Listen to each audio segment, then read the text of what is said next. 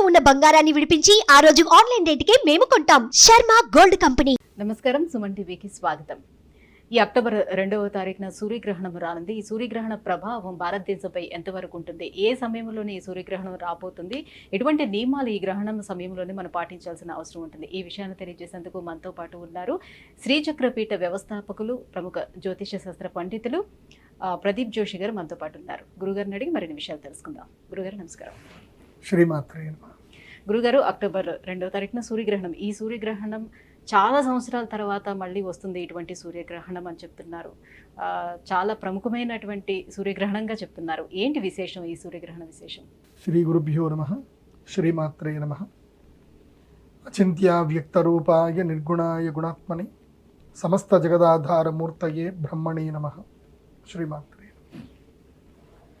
మొదలు ఈ వీడియో చూసేటువంటి సనాతన ధర్మ బంధువులందరూ, హైందవ బంధువులందరూ కూడా తప్పకుండా మన జీవితంలో మన పిల్లలకు, మన భావితరాలకు సూర్య సిద్ధాంతం అనేటువంటి ఒక గ్రంథాన్ని మనము పరిచయం చేయాలి అని గుర్తుపెట్టుకోండి.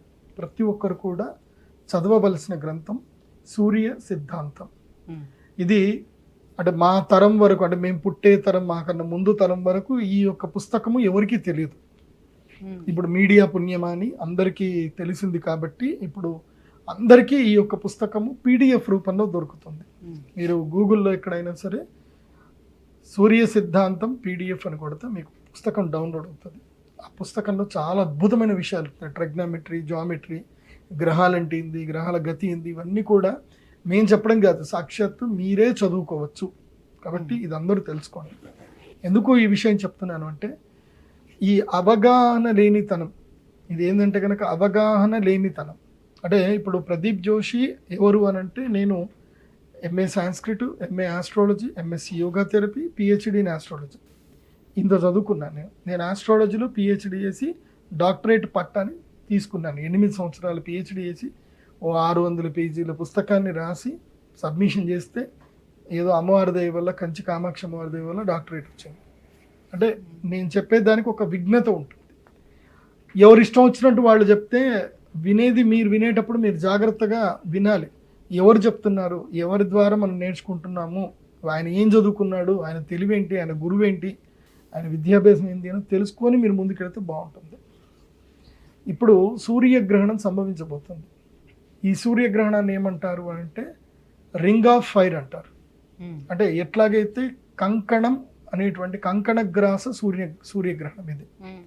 అంటే బ్యాంగిల్ ఎట్లాగైతే ఉంటుందో అట్లా బ్యాంగిల్ లాగా సూర్యుడు కనిపిస్తాడు, మధ్యలో నల్లటి భాగం అంతా చంద్రుడు కప్పేస్తాడు. సో దీన్ని కంకణగ్రాస కేతుగ్రస్త సూర్యగ్రహణం అంటారు. దీన్ని మామూలుగా ఇంగ్లీష్ వాళ్ళు ఏంటంటే దాని కొత్త పేరు పెట్టారు, రింగ్ ఆఫ్ ఫైర్. అంటే చుట్టూ ఫైర్ ఉంటుంది, ఫైర్ రింగ్ లాగా ఉంటుంది అని చెప్పారు. ఇది కేతుగ్రస్త కంకణగ్రాస సూర్యగ్రహణం అని దీనికి పేరు. గ్రహణాలు చాలామంది ఏంటంటే, ఇప్పుడు నేనే చెప్తాను, ఇది 6 సంవత్సరాల క్రితం వచ్చిన సూర్యగ్రహణం అని చెప్తాను. లేదండి 6 సంవత్సరాల కింద ఎక్కడ వచ్చింది, మొన్న కూడా వచ్చింది కదా, పోయిన సంవత్సరం వచ్చింది, 2012 వచ్చింది, 1979 వచ్చింది, 2004లో వచ్చింది. సూర్యగ్రహణము ప్రతి సంవత్సరము వస్తుంది. అప్పుడప్పుడు సగము సూర్యుడు అంటే ఖగ్రాస ఉంటుంది, తర్వాత పాక్షిక సూర్యగ్రహణం వస్తుంది, తర్వాత అర్ధగ్రాస సూర్యగ్రహణం వస్తుంది. సో అంటే కొంచెం సూర్యగ్రహణాలు ఎప్పుడైనా వస్తాయి, సంపూర్ణ సూర్యగ్రహణం కూడా వస్తుంది. కానీ నేను ఇప్పటి వరకు, అంటే నేను ఆల్రెడీ మయన్ క్యాలెండర్కి సంబంధించి హిస్టరీ చదివాను. మీరు టైమ్స్ అండ్ డేట్స్ వెబ్సైట్ కనుక చూసినా, మీరు రింగ్ ఆఫ్ ఫైర్ ఎప్పుడైందని మీరు గూగుల్ని అడిగినా చెప్తుంది. ఇది రింగ్ ఆఫ్ ఫైర్ అంటే ఎప్పుడైనా సరే సోలార్ ఎక్లిప్స్ అయినా జరిగితే అమావాస్య రోజే సోలార్ ఎక్లిప్స్ జరుగుతుంది. చాలామందికి ఈ విషయం కూడా తెలియదు. సూర్యగ్రహణం ఎప్పుడు జరుగుతుంది అని అంటే జరుగుతుంది అని అంటారు. అట్లా కాదు. సూర్యగ్రహణం ఏ రోజు జరుగుతుంది అని అంటే అమావాస్య అంత్యములో సూర్యగ్రహణం జరుగుతుంది, పౌర్ణమి మొదలులో చంద్రగ్రహణం జరుగుతుంది. ఇది చాలామందికి తెలీదు. సో చంద్రగ్రహణము తర్వాత సూర్యగ్రహణం. ఒకటి గుర్తుపెట్టుకోండి, సూర్యగ్రహణం వచ్చింది అని అంటే చంద్రగ్రహణం వస్తుంది, చంద్రగ్రహణం వస్తే సూర్యగ్రహణం వస్తుంది. ఈ రెండు తప్పకుండా వస్తాయి, ఈ రెండు రాకుండా ఉండదు. ఇప్పుడు ఈ అమావాస్యకు సూర్యగ్రహణం వచ్చింది అని అంటే నెక్స్ట్ పౌర్ణమికి తప్పకుండా చంద్రగ్రహణం రావాలి, వస్తుంది, రాకపోవడం అనేది ఉండదు. అలా రాకపోవడం అనేది వచ్చింది అని అంటే వాడు చెప్పేవాడు మూర్ఖుడు అని అర్థం. కాబట్టి సూర్యగ్రహణము చంద్రగ్రహణం ఎప్పుడైనా 15 రోజుల వేరియేషన్లో పక్కా వస్తాయి. దాన్ని గ్రహణ వేద కాలము అంటారు. 15 రోజుల కాలాన్ని గ్రహణ వేదం అంటారు. ఇప్పుడు సెప్టెంబర్ 18వ తారీఖు చంద్రగ్రహణం ఏర్పడింది, పాక్షిక చంద్రగ్రహణము. ఇప్పుడు ఏదైతే గనక అక్టోబర్ 2వ తారీఖు 2024 తారీఖున మనకి కంకణగ్రాస కేతుగ్రస్త సూర్యగ్రహణం జరగబోతుంది. ఈ గ్రహణము మన భారతదేశంలో కనిపించదు. నేను మళ్ళీ చెప్తున్నాను, మన భారతదేశంలో కనిపించదు. మన భారతీయ వాసులకు ఈ గ్రహణ నియమాలు వర్తించవు. మరి ఎందుకండి ఈ వీడియో చేస్తున్నాము, ఎందుకు చేస్తున్నాం? మమ్మల్ని భయపెట్టడానిక, మీరు డబ్బులు సంపాదించుకోవడానికి అని అంటారు చాలామంది. అలా అనుకుంటే అది మీ మూర్ఖత్వం కిందకి లెక్క. ఎందుకోసమంటే ఈ గ్రహణాలు అనేటివి బిగ్ ఈవెంట్స్ అన్నమాట. కేవలం మన దేశంలో కొంతమంది మూర్ఖులకి, అర్థం కాని వాళ్ళకి మాత్రమే దీన్ని వేసుకుంటారు. కానీ ఇతర దేశాల్లో కానీ, మన భారతదేశంలో ఉండేటువంటి ప్రముఖ విజ్ఞానవేత్తలు కానీ, ప్రముఖ హిస్టరీకి సంబంధించిన ఈవెంట్స్ రాసుకుంటారు. ఇప్పుడు మైల్ స్టోన్ చెప్పుకుంటాం కదా. ఇప్పుడు నీ జీవితంలో మైల్ స్టోన్స్ ఏంటి అంటే, నేను 10th క్లాస్ పాస్ అవ్వడం ఒక మైల్ స్టోను, ఆ తర్వాత నాకు ఇంటర్మీడియట్ పాస్ అయ్యాను, అదొక నాకు మైల్ స్టోను. లైఫ్కి ఒక మైల్ స్టోన్స్ ఉంటాయి. అట్లాగే ఈ ప్రపంచ చరిత్రలో కూడా మైల్ స్టోన్ అనేటివి ఉంటాయి.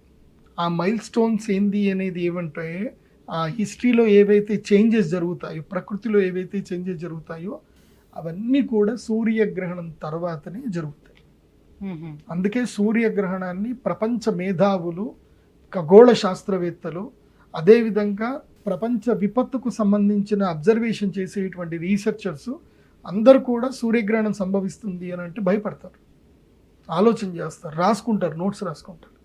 ఇప్పటికీ మన భారతదేశం లోపల ఆస్ట్రోనామికల్ సర్వే ఆఫ్ ఇండియాలో ఏదైతే ఉందో అక్కడ కూడా ప్రతి ఒక్క గ్రహణం డేటు టైం రాసుకున్నారు. అంటే ఎక్కడ భూమి మీద ఎక్కడ జరిగినా, ఓన్లీ భారతదేశంలో జరిగింది కదా, భూమి మీద ఎక్కడ గ్రహణం జరిగినా ఆ డేటు టైం రాసుకుంటారు. ఆ తర్వాత ఏమేం జరిగింది, ఆ గ్రహణం తర్వాత 3 months లోపల ఎలాంటి ఈవెంట్ జరిగాయి, ఎక్కడెక్కడ విపత్తులు ఏమైనా జరిగాయా, ఎలాంటి చేంజెస్ జరిగాయి. ఇప్పుడు కూడా చూడండి, నేను ఆల్రెడీ చంద్రగ్రహణం అప్పుడు చెప్పాను, చంద్రగ్రహణము జరిగిన తర్వాత తప్పకుండా సునామీ వస్తుందని చెప్పాను.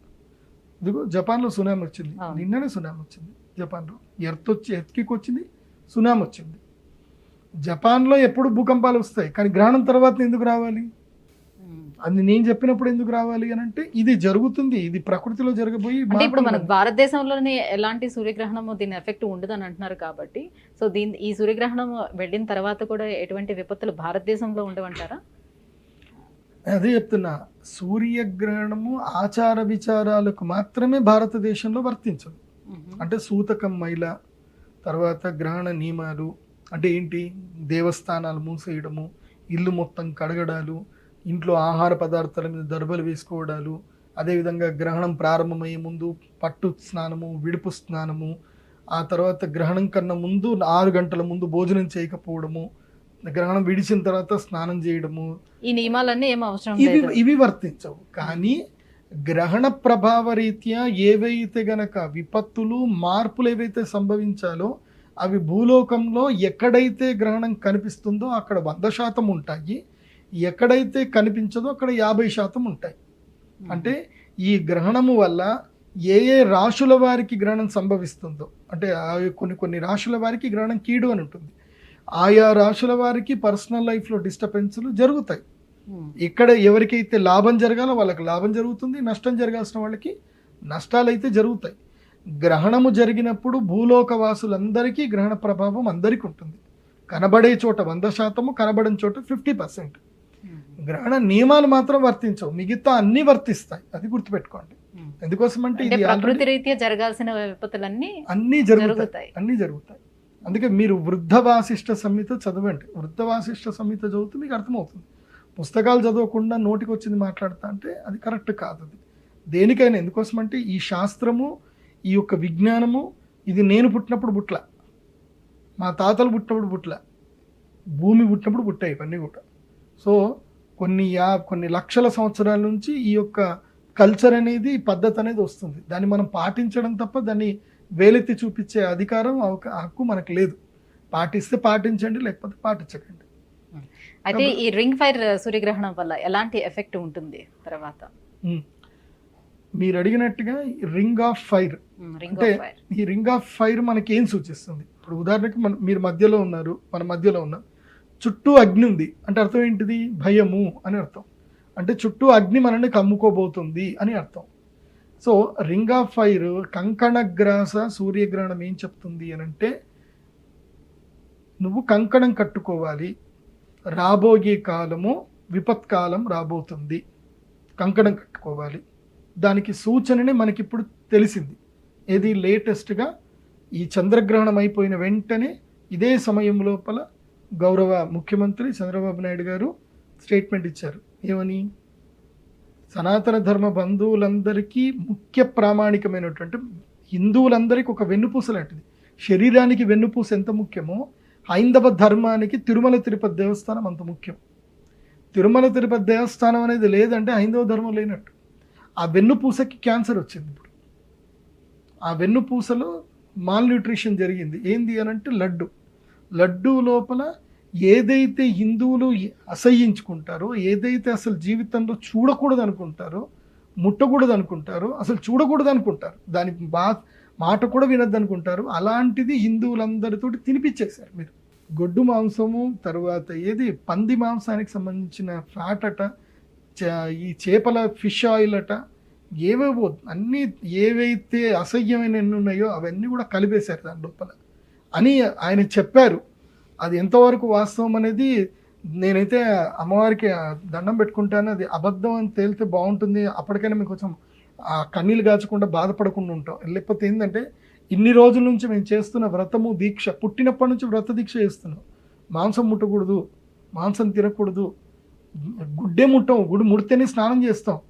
అలాంటిది మాంసమే మాతో తినిపించారు అని అంటే అది కన్నీళ్ళు కాదు, ఇంకా అదొక కైండ్ ఆఫ్ సూసైడ్. అది ఇంకేం లేదు, అది బతికి జీవోత్సవమైనట్టే హిందువులందరం. అంత బాధ అది. ఎందుకోసమంటే మేము ఏదైతే ఒక దీక్ష పుట్టినప్పటి నుంచి పట్టుకున్నామో ఆ దీక్షకు భంగం జరిగిందని ఎంత బాధ అనిపిస్తుంది. సో ఈ గ్రహణం మనకు అదే సూచిస్తుంది. ఒరే మీరు ఇప్పటి నుంచి కంకణం కట్టుకోండి, దానికి కంకణగ్రాస సూర్యగ్రహణం. ఒరే హిందువులారా, మీరందరూ కూడా చెప్తాను, ఇంక్లూడింగ్ మీరందరూ కూడా ఇంకా ఇప్పటి నుంచి అయినా సరే నోరు మెదపకుండా ఉంటే మీ జీవితాలు నాశనం అవుతాయి, ఇంక్లూడింగ్ మన జీవితాలు నాశనం అవుతాయి. ఇప్పటికైనా నోరు మెదపండి, ఐకమత్యంగా ఉండండి. నా పక్కింటోడికి ఏమవుతుంది అని అలా వదలకండి. హిందూ ధర్మానికి ఒక చేటు వచ్చింది అని అంటే అందరూ ఎలుగెత్తి చాటాలి, ఒకేసారి బంద్ చాటాలి. ఒకేసారి ఎవరైనా ఒక నిర్ణయం, ఒక హైందవ నాయకుడు ఎవరైనా ఒక నిర్ణయం తీసుకొని ఒకటి చెప్తే అందరం అది పాటించాలి, ఒక నిరసన తెలియజేయాలి. నేను అందుకే ఇగో నల్ల దుస్తులు వేసుకొని వచ్చాను ఇవాళ మాట్లాడడానికి. సో ఈ కంకణగ్రాస సూర్యగ్రహణము ఎప్పుడు ఏర్పడింది అని అంటే సేమ్ ఇదే జరిగింది. ఈ కంకణగ్రాస సూర్యగ్రహణము జరగకన్నా మునిపే ద్రౌపది వస్త్రాపహరణం జరిగింది. ఇదే శ్రావణ మాసములో కృష్ణాష్టమి తర్వాత ఆమెకి ద్రౌపది వస్త్రాపహరణం జరిగింది. ద్రౌపది వస్త్రాపహరణం జరిగిన నెక్స్ట్ మూమెంటే ఈ కంకణగ్రాస సూర్యగ్రహణం ఏర్పడింది. ఆ తర్వాత యుద్ధం జరిగింది. అక్షౌహిణి సేన 18 అక్షౌహిణి సేనలు వితిన్ 3 months లోపల యుద్ధం ప్రారంభమైంది. డిసెంబర్లో యుద్ధం స్టార్ట్ అయింది. 18 రోజుల్లో టోటల్ రక్తం ఏరులై పారింది కంప్లీట్గా. ఇది జరిగింది అప్పుడు కంకణగ్రాస సూర్యగ్రహణం అప్పుడు జరిగింది. ఆ కంకణగ్రాస సూర్యగ్రహణం జరిగింది కాబట్టే అప్పుడు సూర్యగ్రహణం జరిగింది. మళ్ళీ 3 నెలలకు మళ్ళీ సూర్యగ్రహణం జరిగింది. ఎప్పుడు జయద్రథుడి యొక్క తల తన తండ్రి చేతిలో పడుతుంది, అప్పుడు సూర్యగ్రహణం ఏర్పడుతుంది. ఉదయం వేళల్లోనే ఆకాశంలో నక్షత్రాలు కనిపిస్తాయి. సూర్యుడు అస్తమించే లోపల నేను వీడిని చంపకపోతే నేను ఆత్మహత్య చేసుకుంటానని అర్జునుడు ప్రామిస్ చేస్తాడు. మధ్యలోనే సూర్యాస్తమం అయినట్టుగా కనిపిస్తుంది, ఆకాశంలో నక్షత్రాలు కనిపిస్తాయి. జయద్రథుడు రిలాక్స్ అయిపోతాడు, తల తెగిపోతుంది, సూర్యగ్రహణం అయిపోతుంది. సో అదే జరిగింది. ఇప్పుడు కూడా ఈ గ్రహణము తర్వాత అతిపెద్ద భీకరమైన భయంకరమైన యుద్ధ భీతి రాబోతుంది. గుర్తుపెట్టుకోండి, ఈ యుద్ధం ఇప్పుడే రాదు. ఇది ఆ కాలము వేరు, ఈ కాలం వేరు. కాబట్టి కలియుగములో అంతర్యుద్ధం ప్రారంభమవుతుంది. ఇప్పుడు అంతర్యుద్ధం ప్రారంభమవుతుంది. ఈ అంతర్యుద్ధం యొక్క ప్రభావం చేత 2045వ సంవత్సరములో భారతదేశములో ఊచకోత ఉంటుంది. కశ్మీర్లో ఒకప్పుడు శ్రీనగర్లో ఏదైతే గనక కశ్మీర్ పండితులకు ఏదైతే జరిగిందో అదే వృత్తాంతము మొత్తం భారతదేశంలో అంతా జరుగుతుంది. ఇప్పుడు గనక హైందవ బంధువులు హిందువులు ఛత్రపతి శివాజీలాగా దుర్గాదేవి యొక్క పుత్రుల్లాగా గట్టిగా ఆంజనేయ స్వాముల్లాగా పోరాడకపోతే, మన ధర్మం గురించి మనం పోరాడకపోతే, నిలబడకపోతే ఏమీ ఇంక ఉండదు. ఇంకా నేను అది కూడా చెప్తాను. అంటే ప్రపంచ యుద్ధాలు కాకుండా ధర్మం కోసం చేసేటువంటి యుద్ధాలు జరుగుతాయంట. ధర్మ యుద్ధం స్టార్ట్లు అవుతాయి. అధర్మము కలికాలంలో అధర్మం పెట్టరేగిపోతుంది. ఇది ఈవెంట్, ఇది మిడ్ ఈవెంట్ అంటారు. ఇది బిగ్గెస్ట్ ఈవెంట్. అంటే కలి తన యొక్క సామర్థ్యాన్ని చూపించడానికి, అంటే కలి యొక్క ముఖ్య ఉద్దేశం ఏంటంటే దైవముని మొత్తం తూడిచేయాలి. దైవము, వావి వరుసలు, అక్క చెల్లి అన్న తమ్ముడు, ఈ వరుసలు మొత్తం తీసేయాలి. ఇది కలి యొక్క ముఖ్య ఆచరణ. అది పోతే స్త్రీలకి సౌఖ్యం పోవాలి, స్త్రీలు విచ్చలవిడిగా వెళ్ళిపోవాలి, స్త్రీలు నాశనం అవ్వాలి. అది జరిగితే కలి యొక్క పని మొదలవుతుంది. వావి వరుసలు పడిపోవాలి. అలా పడిపోవాలంటే ధర్మం పడిపోవాలి. అందులోనూ వావి వరుసలు ఎక్కువగా పాటించేటువంటి హిందూ ధర్మం పడిపోవాలి. ధర్మం ఉండేటప్పుడు భయం అనేది ఉంటుంది మనిషికి. ఆ ధర్మం పోతే భయం పోతుంది. భయం లేదు, ఇంకేం లేదు. ఇంకా విచ్చలవిడిగా అయిపోతారు. ఇంకా మనుషుల్లో విచ్చలవిడితనం మొదలవ్వాలి. అది కలి యొక్క ముఖ్య ఉద్దేశం. అందుకే ఊచకోత అనేది 2045కు మొదలవుతుంది. దానికి శ్రీకారం ఇక్కడ స్టార్ట్ అవుతుంది. సో ఇప్పటికే భారతదేశము 30% మొత్తము వశమైపోయింది. ఇంకా ఒక 60% వశమైపోతే ఇంకా వాళ్ళు స్టార్ట్ చేస్తారు. అప్పుడు మోదీ గారు కాదు, 100 మంది మోదీలు వచ్చినా ఏ పని జరగదు ఇంకా. సో ఇప్పుడే ప్రతి ఒక్క వ్యక్తి నరేంద్ర మోదీ లాగా ఆలోచించాలి. ప్రతి ఒక్క వ్యక్తి నరేంద్ర మోదీ గారిలాగా మారాలి. ఆయన ఎట్లయితే ప్రపంచ శాంతిని కోరుకుంటూనే శత్రువులను ఎట్లయితే తొక్కి పెడుతున్నారో అలాగే మనం కూడా తొక్కి పెట్టాలి. అది గుర్తుపెట్టుకోవాలి. ఇది మెయిన్గా ఈ గ్రహణం యొక్క ముఖ్య ఉద్దేశం నేను చెప్పేది. ఎందుకోసం అంటే గ్రహణాలు మనకు భవిష్యత్తు సూచకాలు అవుతాయి. అదొకటి గుర్తుపెట్టుకోండి. సో ధర్మం కోసం చేసేటువంటి ఈ పోరాటం అంత భయంకరంగా ఉండబోతుందా గురుగారు? అవును. నేను మీకు ఒకటే ఎగ్జాంపుల్ చెప్తాను. నేను మొన్న ఒక ఆర్టికల్ చదివాను. పాకిస్తాన్లో 1938 ఆ టైంలో ఒక మార్వాడి అతను మంచి వ్యాపారస్తుడు. అతనికి ఒక పెద్ద బంగ్లా ఉంది, అన్నీ ఉన్నాయి. అతనికి 2 పిల్లలు. అతని దగ్గర అతను ముస్లిం అతను పని చేస్తున్నాడు. ఇతను అడిగాడు, ఏరా నీ పిల్లల కోసం నువ్వు ఏదైనా వ్యాపారం చేయొచ్చు కదా, కష్టపడవచ్చు కదా, పిల్లలు గంటానే ఉంటావేంట్రా, 20 మంది పిల్లలు కన్నావు, 3 భార్యలు, 20 మంది పిల్లలు, వాళ్ళందరికీ ఏం పోషణ చేస్తావురా, ఎట్లా పెడతావు అని అంటే, ఏముంది సార్ మీరు సంపాదిస్తున్నారు కదా, ఇదంతా నాదే, నేనే తీసుకుంటా ఒకసారి, మా పనే అది. రేపొక రోజు వస్తుంది, ఓ రోజు వచ్చినప్పుడు మీరు ఎట్లాగో ఉండరు, ఈ ఇల్లు నేనే తీసుకుంటా, నా పిల్లలందరూ ఇంట్లో ఎంజాయ్ చేస్తారు, మీరేం కంగారు పడకండి, మేము పిల్లలు కనడమే మా పని, మా పిల్లలు పెరుగుతారు, తర్వాత వాళ్ళు హక్కులు సాధిస్తారు, మీరు మా కోసం సంపాదిస్తున్నారు, మీకోసం సంపాదించట్లా అని చెప్పాడు. 1947 తర్వాత ఊచకోత ఒక్కటేసారి మొదలైంది. 47కి ఆయన భార్య పిల్లలు అందరూ చచ్చిపోయారు. ఆ ఇంటిని మొత్తం 3 పిల్లలతోటి ఆ ఇల్లు 5 ఎకరాల స్థలము మొత్తం ఆయన కబ్జా చేసేసుకున్నాడు. భారతదేశంలో కూడా అదే జరిగింది. భారతదేశంలో ఏం జరిగింది, ఇక్కడ ఉండేటువంటి వాళ్ళు అక్కడికి వెళ్ళిపోయారు, ఇక్కడ ఉండేటువంటి ముస్లిమ్స్ అక్కడికి వెళ్ళిపోయారు. ఇక్కడ ఉండే ముస్లింల ఆస్తులు అన్యాక్రాంతం అవ్వకూడదు, వేరే వాళ్ళకి వెళ్ళకూడదని వక్ఫ్ అని ఒక చట్టం తీసుకొచ్చి దీని మొత్తం లాగేసుకున్నారు. అంటే ఇక్కడ ముస్లింల భూమి సంరక్షించబడింది, అక్కడ ఉండే హిందువుల భూమి నాశనం అయిపోయింది, అంటే వాళ్ళ అండర్లోకి వెళ్ళిపోయింది. అంటే ఇప్పుడు పాకిస్తాన్ వాడు చట్టం తీసుకురావాలి కదా, మరి ఇక్కడ వీడు చట్టం తెచ్చినప్పుడు పాకిస్తాన్ వాళ్ళు హిందువుల భూములు ఎవరెవరు కబ్జా చేసుకున్నారో హిందువులకు ఒక చట్టం చేసి హిందువుల కోసం ఇస్తాను అంటే, ఇవాళ పాకిస్తాన్లో ఉండే హైదరాబాద్లో సింధు ప్రాంతంలో 98% నేల మొత్తం కూడా హిందువులకే ఉండేది. ఇప్పుడు అది లేదే. అంటే మన భారతదేశంలో అన్ని మతాలు ఒకటే అనే నానుడితో ముందుకెళ్తున్నాయి కాబట్టి ఈ సమానత్వాన్ని చూపిస్తూ వెళ్తుంది. అదే పిచ్చి వెర్రి అంటారు. మనకుంటే సరిపోతుందో వాళ్ళకు కూడా ఉండాలి కదా.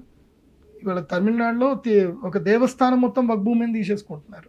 ఇవాళ రాజమండ్రిలో ఒక మసీదు, అది వాస్తవంగా దేవస్థానం. ఇలా చాలా ఉన్నాయి. ఈ పిచ్చి వెర్రి వదిలేసి ఇప్పటి నుంచి గట్టిగా ఉండండి. ఈ గ్రహణము రింగ్ ఆఫ్ ఫైర్. ఆ రింగ్ ఫైర్లో బ్లాక్ కలర్లో ఉండదు ఎవరో కాదు, హిందువులు, గుర్తుపెట్టుకోండి.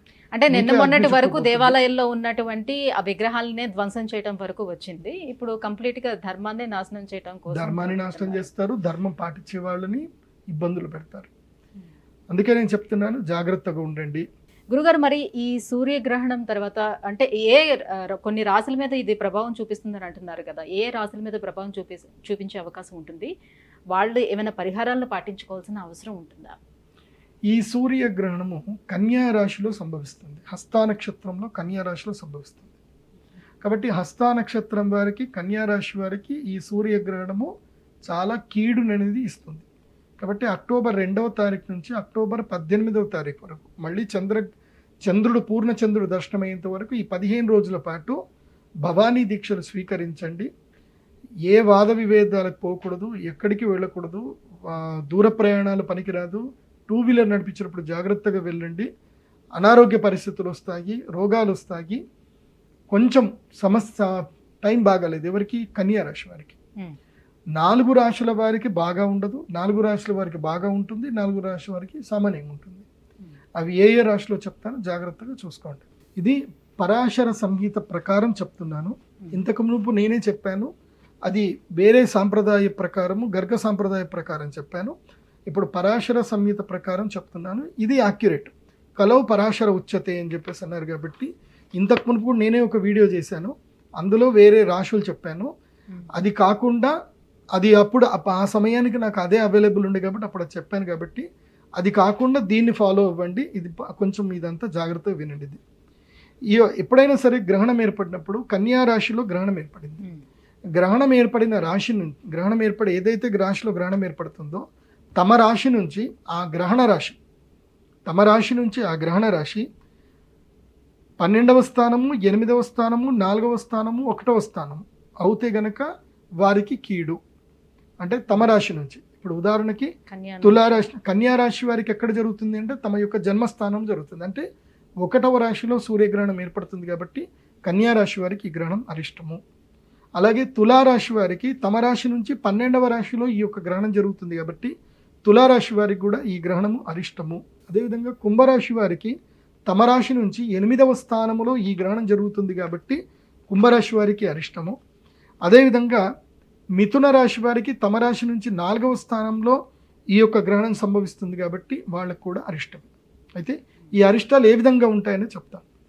కన్యా రాశి వారికి జన్మస్థానంలో జరుగుతుంది కాబట్టి కన్యా రాశి వారికి అనారోగ్యము, తర్వాత ఏమైనా దెబ్బలు తాకడము, తర్వాత మానసిక వ్యధకి గురవ్వడము, తర్వాత కీర్తి ప్రతిష్టలు పోగొట్టుకోవడము, ఇలాంటివన్నీ కూడా జరుగుతాయి. మానసిక వ్యధ ముఖ్యంగా శరీరానికి, మనస్సుకు ఇబ్బంది కలుగుతుంది. కాబట్టి కన్యా రాశి వారు జాగ్రత్తగా ఉండాలి. ఇక తులారాశి వారికి 12వ స్థానంలో సంభవిస్తుంది కాబట్టి వాళ్ళకి ఆస్తులు పోగొట్టుకోవడము, ఖర్చులు ఎక్కువైపోవడము, డబ్బులు బాగా పోవడము, ఎవరి దగ్గరైనా మోసపోవడము, ఇలాంటివన్నీ కూడా జరుగుతాయి. కాబట్టి తులారాశి వారు కూడా ఖర్చుల విషయంలో, ఎక్కడైనా పెట్టుబడులు పెట్టే విషయంలో మాత్రం అప్రమత్తంగా ఉండాలి. ఇక కుంభరాశి వారికి 8వ స్థానంలో జరుగుతుంది కాబట్టి ఆయుక్షీణము, రోగభయము, అదేవిధంగా శత్రుభయం కూడా వచ్చే అవకాశం ఉంటుంది. రుణ బాధలు కూడా పెరిగే అవకాశం ఉంటుంది. అప్పులు చేసే అవకాశం వస్తుంది. అంటే ఇదేమైనా టైం పీరియడ్ ఏమైనా ఉంటుందా? అంటే 15 రోజులు, మెయిన్గా 15 రోజులు. 15 గ్రహణం అయిన తర్వాత 15 రోజుల పాటు దాని ఎఫెక్ట్ చాలా ఎక్కువగా ఉంటుంది. ఆ తర్వాత నార్మల్ అయిపోతుంది. ఆ 15 రోజులు జాగ్రత్తగా ఉండాలి. ఆ తర్వాత మిథున రాశి వారికి ఏంటి, ఈ గ్రహణం 4వ స్థానంలో సంభవిస్తుంది కాబట్టి తల్లిగారికి అనారోగ్యం రావడము, కుటుంబంలో కలహాలు రావడము, ఇల్లు వదిలిపెట్టి బయటకెట్టన పోవడము, ఇవన్నీ కూడా జరుగుతాయి. ముఖ్యంగా వాహన గండము, వాహనాలు కొనుగోలు చేసే విషయంలో జాగ్రత్తగా ఉండాలి. కుటుంబ కలహాలు ఎక్కువగా జరిగే అవకాశం ఉంటుంది. సుఖము కోల్పోతారు. ఇలాంటివన్నీ కూడా మిథున రాశికి జరుగుతాయి. ఇక ఈ గ్రహణం వల్ల మేలు జరిగేటువంటి రాశులు కొన్ని ఉన్నాయి. అవి ఏమిటంటే కనుక ఈ గ్రహణం వల్ల టాప్ నంబర్ 1 మేలు జరిగే రాశి ఒకటి ఉంది. అది వృశ్చిక రాశి. వృశ్చిక రాశి వారికి 11వ స్థానంలో ఈ యొక్క సూర్యగ్రహణం సంభవిస్తుంది కాబట్టి ఈ యొక్క రాశుల వారికి రాజకీయంగా బాగుంటుంది, లాభాలు కలుగుతాయి. తాము ఎప్పటి నుంచో జరగని పనులన్నీ కూడా జరిగి అద్భుతంగా వాళ్ళకి రాణించే అవకాశం ఉంటుంది. అదేవిధంగా ధనుసు రాశి వారికి 10వ స్థానంలో ఈ యొక్క సూర్యగ్రహణం జరగబోతుంది కాబట్టి వీళ్ళకి విదేశీ ప్రయాణాలు కానీ, ఉద్యోగ క్షేత్రంలో లాభాలు కానీ, ఆకస్మిక ధనలాభం కానీ, దూర ప్రయాణాలు కానీ కలిసి వస్తాయి వీళ్ళకి. అదేవిధంగా మేషరాశి వారికి 6వ స్థానంలో ఈ యొక్క సూర్యగ్రహణం సంభవించబోతుంది కాబట్టి శత్రువుల మీద విజయాన్ని సాధిస్తారు. కోర్టు కేసులు కానీ, ఏమైనా ఇబ్బందులు ఏమైనా ఉన్నా సరే అవన్నీ కూడా సమసిపోయే అవకాశం ఉంటుంది. ఈ 15 రోజులు ఏదైనా ప్రయత్నం చేసి సెటిల్మెంట్ ఏదైనా చేసుకునేది ఉంటే తమ శత్రువుల దగ్గరకు 1 కిలో స్వీట్ వెళ్ళి ఇచ్చేసి ఏదైనా ఒక సెటిల్మెంట్ చేసుకుందామని మాట్లాడుకుంటే ఈ 15 రోజులు కూడా సెటిల్ అయ్యే అవకాశాలు ఉంటాయి. తర్వాత కర్కాటక రాశి వారికి ఈ గ్రహణము 3వ స్థానంలో సంభవించబోతుంది. 3వ స్థానంలో సంభవించడం వల్ల ఏంటంటే స్వీయ ప్రతిపత్తి, ధైర్య సాహసాలు రావడము, అన్నదమ్ముల మధ్య ఉన్న కలహాలు, వైరములు తొలగిపోవడం ఇవన్నీ కూడా జరుగుతాయి. దీనివల్ల కూడా కర్కాటక రాశి వారికి మేలు జరుగుతుంది. సో ఇది మేలు జరిగే రాశులు. మళ్ళీ మేలు జరిగే రాశులు చెప్తున్నాను. వృశ్చిక రాశి, ధనుస్సు రాశి, మేషరాశి, కర్కాటక రాశి ఇవి మేలు జరిగే రాశులు, వీళ్ళకి లాభం కలిగే రాశులు. ఇక మిగతా రాశులు అయితే ఏవైతే ఉన్నాయో ఇది మకర రాశి, మీనరాశి, వృషభ రాశి, సింహరాశి వీళ్ళకి నార్మల్గా ఉంది. అంటే వీళ్ళు పరిహారాలు చేసుకుంటే వీళ్ళకి మేలు జరుగుతుంది, పరిహారాలు చేసుకోకుండా దుష్టులతో గెలిస్తే కీడవుతుంది. కాబట్టి వీళ్ళు కూడా భగవద్ ధ్యానం చేసుకుంటే మంచిది. గురుగారు, మరి సూర్యగ్రహణం అనేది ఏ సమయంలోనే సంభవిస్తుంది? అలాగే ఇప్పుడు చెప్పినటువంటి ఈ రాశులు ఎవరైతే నష్టపోతున్నారో సో ఆ రాశుల వాళ్ళు ఎటువంటి పరిహారాన్ని పాటించుకుంటే బయటపడే అవకాశం ఉంటుంది? ఇది కేతుగ్రస్త కంకణ ఆకార సూర్యగ్రహణం. ఇది సంభవిస్తుంది మన భారతదేశ కాలమాన ప్రకారం, అంటే మన డేట్ ప్రకారమే చెప్తున్నాను. 2 అక్టోబర్ 2024 రోజున రాత్రి 9:13 ఈ గ్రహణము బిగినింగ్ అవుతుంది. ఎండ్ వచ్చేసి 3 అక్టోబర్ 2024 3:17 AM ఇది ఎండ్ అవుతుంది. అంటే 9 నుంచి 3 వరకు ఆల్మోస్ట్ 6 అవర్స్.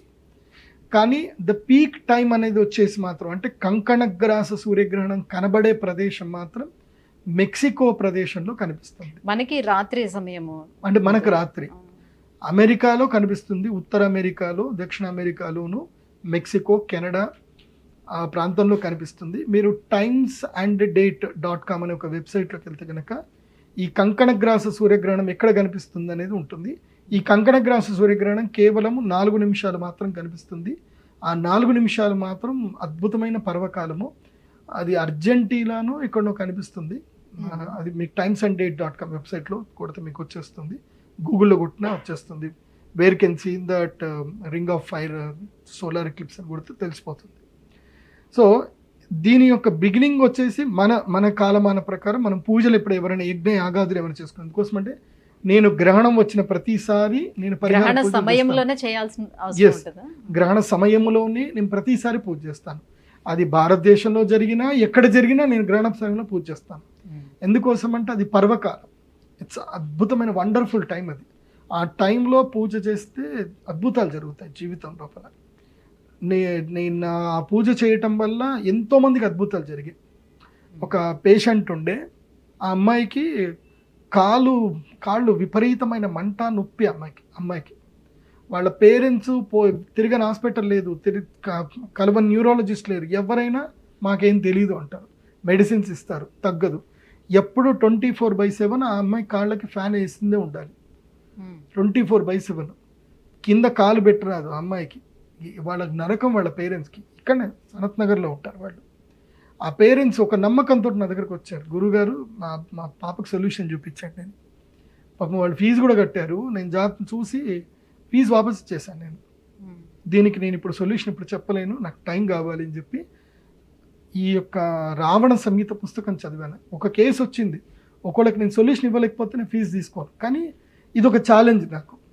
ఈ ఛాలెంజ్కి సొల్యూషన్ చెయ్యాలి అని చెప్పి నేను ఇది రావణ సంహిత పుస్తకం చదివి దానికి సొల్యూషన్ ఫైండ్ చేసి వాళ్ళకి మేము ఒకటి గ్రహణ సమయంలో పూజ చేసిన దాన్ని అభిమంత్రణ చేసి ఇచ్చాను. 3 monthsలో పాప నడిచింది.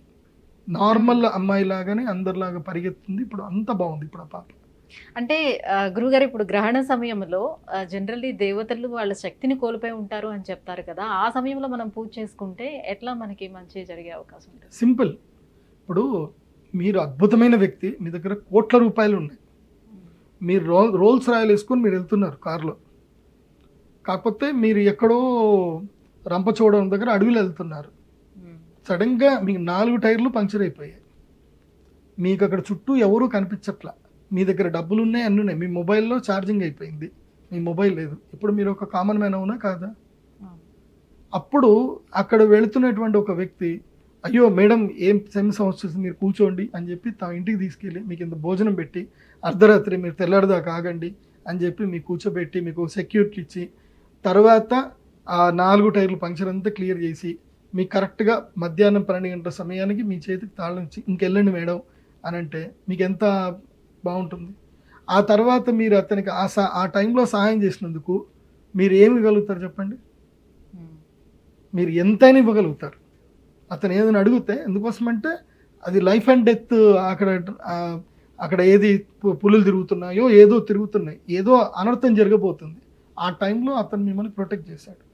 మీరు అతను 10 లక్షలు ఇట్లా ఇచ్చేసి వెళ్ళిపోవచ్చు. మీరు ఇచ్చేస్తారు, ఈజీగా ఇస్తారు.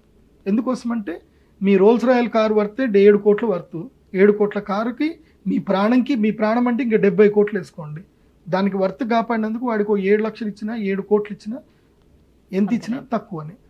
అట్లాగే గ్రహణ సమయంలో దేవతలు అత్యంత శక్తివంతులు, కానీ గ్రహణ సమయంలో వాళ్ళు శక్తిహీనులు అయిపోతారు, నిరాశ్రయులు అయిపోతారు.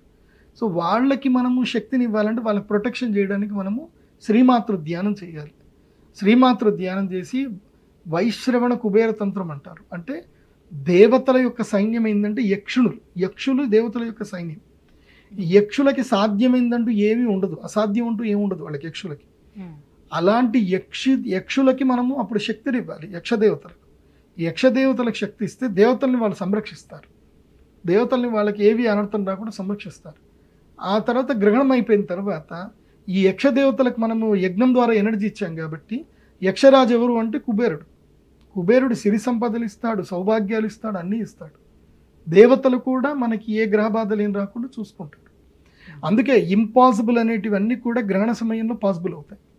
నేను అందుకే ఆటిజం ఉన్న పేషెంట్స్ కానీ ఎవరికైనా సరే ఈ క్లయింట్ నాకు ఇంపాసిబుల్ అనే వాళ్ళందరికీ నేను గ్రహణం అప్పుడు రమ్మని చెప్తాను. నీ జీవితంలో ఇది ఇంపాసిబుల్. మెయిన్ సూర్యగ్రహణం చాలా ఇంపార్టెంట్.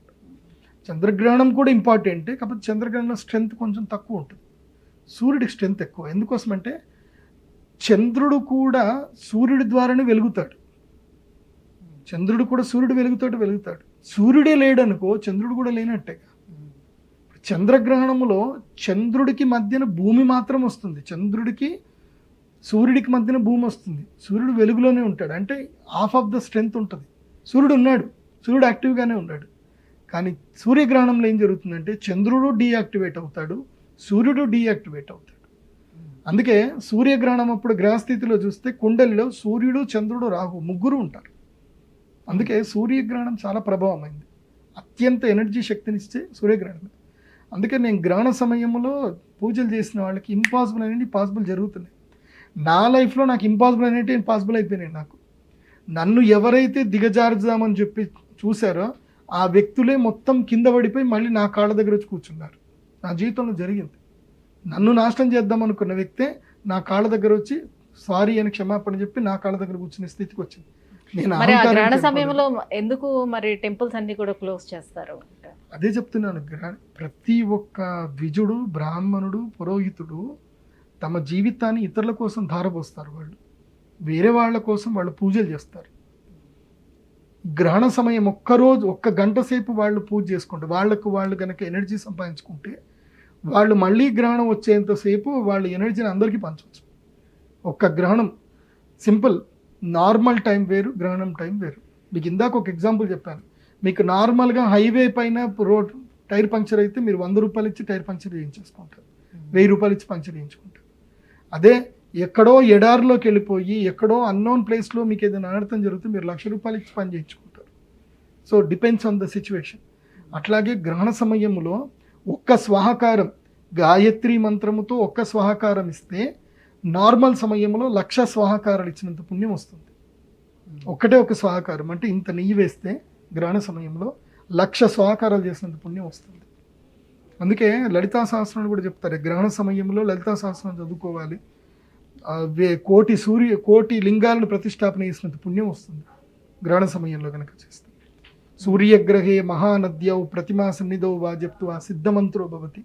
గణపతి మంత్రం సిద్ధమంత్రం అవ్వాలి అని అంటే సూర్యగ్రహణం అప్పుడు గణపతి మంత్రం చదువుకోవాలి. గణపతి సిద్ధి అవుతాడు. గణాలకు అధిపతి గణపతి. ఆ గణాలను సంరక్షించడానికి గణపతి మంత్రం అప్పుడు సిద్ధం చేసుకుంటే అద్భుతాలు జరుగుతాయి. అందుకోసమే సూర్యగ్రహణము జీవితంలో అద్భుతాలు జరగాలంటే సూర్యగ్రహణం. ఆ టైంలో వెళ్ళి ఎవరైనా మహానుభావులు పూజ చేస్తుంటే వాళ్ళ దగ్గరికి వెళ్ళి కూర్చొని చేతులు పట్టుకొని కూర్చొని అయ్యా మాకు ఏదైనా ప్రసాదం ఇవ్వండి అని అడుక్కోవాలి. సూర్యగ్రహణం అంత గొప్పది. ఆ ఒక్క టైం అల్టిమేట్ టైం అది. అందుకోసం మీరు దీనికి నేను మామూలు చెప్పట్లే, రావణ సంహిత చదవండి, మీకు రావణ సంహితలో అన్ని విషయాలు తెలుస్తాయి. అగస్త్య సంహిత చదవండి, చాలా విషయాలు ఉంటాయి. ఇవేవి చదవరు, ఇష్టం ఏదో 4 పుస్తకాలు చదువుకుని ఆయన వచ్చేసా అంట. దీనికి సూర్యాస్తమయం తర్వాత ఆదిత్య హృదయం లాంటివి చదవకూడదు అని చెప్తారు కదా, గ్రహణం అప్పుడు కూడా అంతేనా? గ్రహణం అప్పుడు నువ్వు ఏ మంత్రం చదివినా అది నీకు 1,00,000 రెట్లు శక్తి ఇస్తుంది. అది ఎవరు చెప్పారు? ఆదిత్య హృదయంలో, ఆదిత్య హృదయ స్తోత్రంలో అది లేనే లేదు. సూర్యాస్తమయం అయిన తర్వాత ఆదిత్య హృదయం చదవకూడదు అని ఆదిత్య హృదయ స్తోత్రంలో ఉందా? లేదు. కానీ కొంతమంది పండితులు చెప్పేది అదే కదా. చెప్తారు, వాళ్ళ ఇష్టం వాళ్ళు చెప్తారు. సూర్యాస్తమము మన కంటికి మాత్రమే సూర్యాస్తమం. సూర్యుడు ఎప్పుడూ అస్తమించడు. కాకపోతే ఒక సాంప్రదాయ ప్రకారం ఏంటంటే ఆదిత్య హృదయ స్తోత్రము సంధ్య వేళల్లో చదవాలి, సూర్యోదయం అప్పుడు చదవాలని ఉంటుంది. ఆదిత్య హృదయ స్తోత్రం చెప్పిన అగస్త్యుడు రాముడికి ఆదిత్య హృదయ స్తోత్రం చెప్పాడు అగస్త్యుడు. మరి చెప్పినప్పుడు ఇది కూడా చెప్పాలిగా, రామాయణంలో లేదు కదా. మరి అది ఉంటే నేను ఒప్పుకుంటా. అది ఎవరు ఇష్టం వచ్చినట్టు వాళ్ళు చెప్పుకుంటారు, అట్లా చెప్పకూడదు. దేనికైనా ప్రమాణం అనేది ఉండాలి. ఇప్పుడు నేను రీసెర్చ్ చేశాను, నేను పిహెచ్డి సబ్మిట్ చేసేటప్పుడు ప్రతి ఒక్క దానికి రిఫరెన్స్ అడుగుతారు.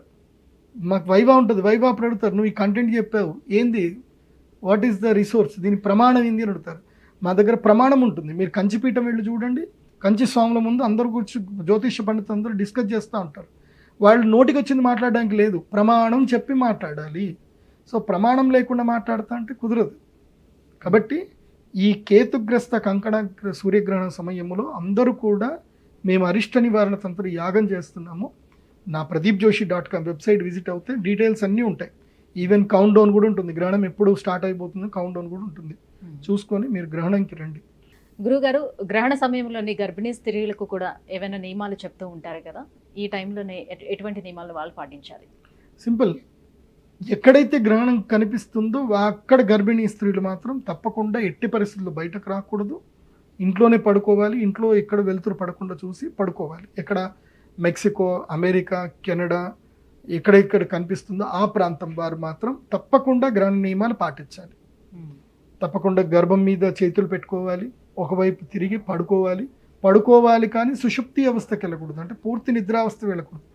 మెలకువనే ఉండాలి, గర్భం మీద చెయ్యి వేసి ఉండాలి, నారాయణ నామస్మరణ చేస్తూ ఉండాలి. వెలుతురు ఇంట్లో పడకుండా చూసుకోవాలి.